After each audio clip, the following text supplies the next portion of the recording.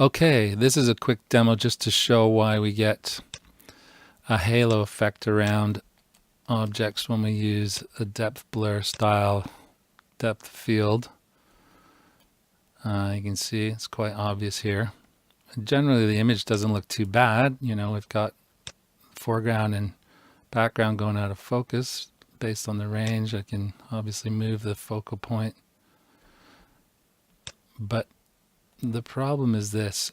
If you look at the actual Z channel, you can see how it goes from light to dark, and all that's fine because it's the change of values isn't great. But when it comes to big transitions, especially when you want to keep something sharp, you're going from the hard edge to completely out of focus. And of course, the way it's actually doing it is putting the whole image out of focus in the memory and then using the Z depth to the Z depth to basically cut a graduated matte. So here it is. If I start to bring it back, you'll see how the robot starts to reappear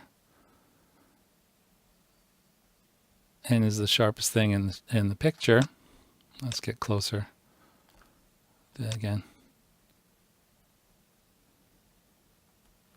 But it's the transitions that's the problem, because when you blur an image, the blur doesn't just go one way, it goes both ways. And so effectively what's happening is it's just going outside of your object.